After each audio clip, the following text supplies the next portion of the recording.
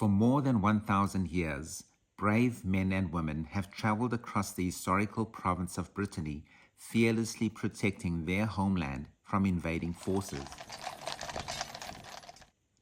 Knights would travel from Paris all the way to Brest and back again, across Brittany, relentlessly scouring the countryside for invaders.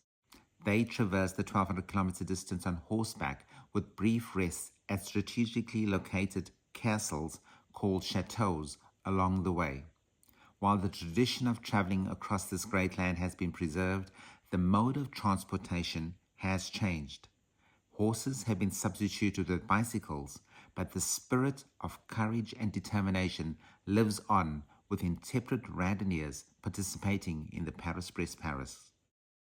Jermaine and I wearily rejoined the Paris Brest Paris route in Villaine, La Joelle on the third day of our bike-packing journey across Western France.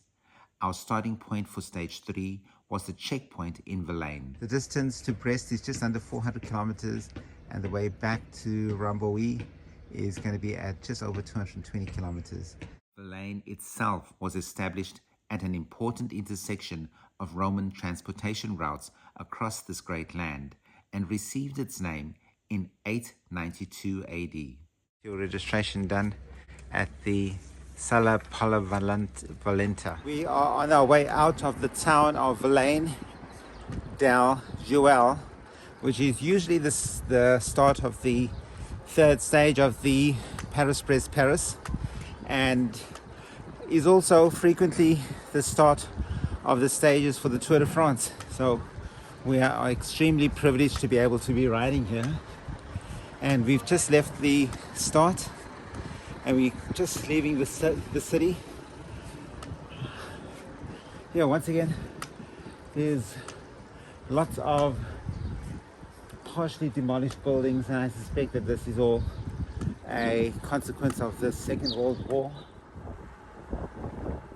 From Villaine, we followed an undulating course to visit the first of many chateaux we would encounter on stage 3. The town of Les-Châteaux is located just 23 kilometers west of the town of Villaine. The castle is thought to have been the inspiration for the mythical figure Sir Lancelot du Lac and his beautiful love interest, Guinevere. It is a spectacular building with imposing walls, soaring turrets, and a drawbridge located on the banks of a mirror-like lake, which is probably where Lancelot gets the du Lac portion of his name. It is easy to understand why this is such a popular tourist destination, as it evokes images of life in a romantic age. It has a much more recent history than many of the other ancient buildings in the area, having been built in just the 15th century. Earlier versions of the castle were destroyed for being on the wrong side of the 100-year war between England and France. So this is the castle of Lacy, and it was built in the 15th century. And the importance of this is that this was an important military site for various provinces in France, and it was important because it withstood the attacks of the British during the War of the Brittany area for many centuries. So this is the area where Saint Frambalt was buried, and he was responsible for bringing the gospel to Maine in the 6th century. So, and they say that this castle remains intact, and one of the reasons was that even after it lost its function after the various British invasions, it was still owned by certain families, and these families were actually living in it, and they actually needed this to continue their livelihood.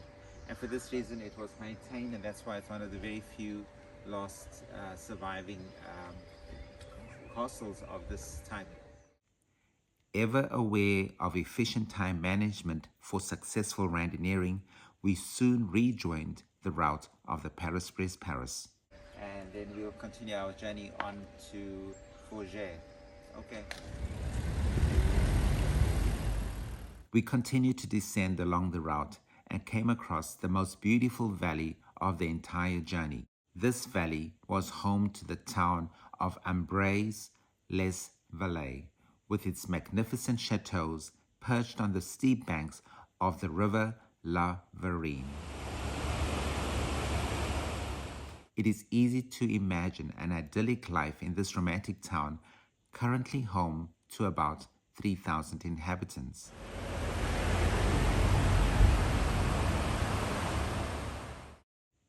We stopped for lunch in the town of Garonne and bought delicious pastries from a small pastisserie and boulangerie. Yes, 16.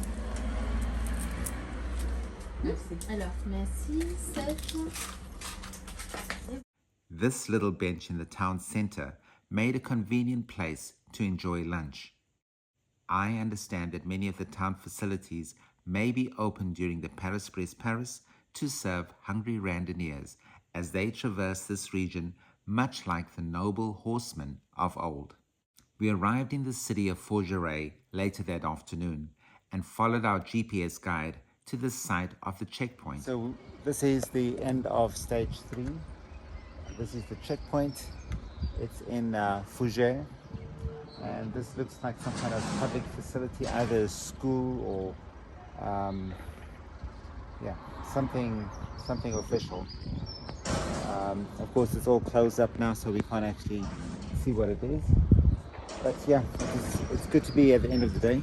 The Lycée Jean Jouhan, which is a general public high school located in Fougères and is part of the Rennes Academy.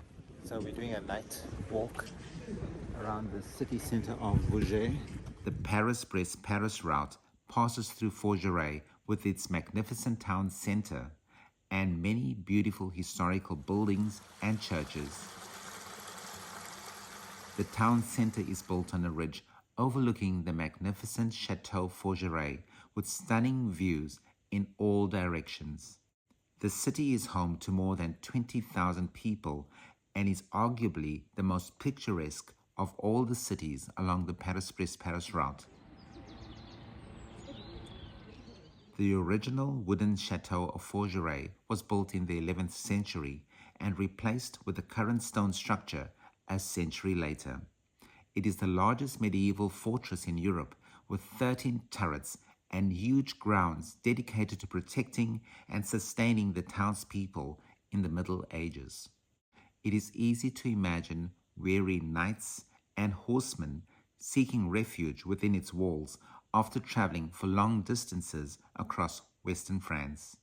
In these modern times, I suspect many randonneurs will probably have their first sleep in the city of Fougères, especially if they are in the 80 and 90-hour start groups and have been awake for more than 24 hours. Whether they sleep in the checkpoint or elsewhere in the city, I am certain they will be welcomed, as is the city's tradition to welcome weary travelers. Join us in the next video as we enter the sleep zone of the Paris Brest Paris, which extends from Tantaniac to Loudéac, where the majority of randonneurs will likely have more than one night's rest as they continue their journey to and from Brest. Remember to like and subscribe, and until we meet again, ride safely.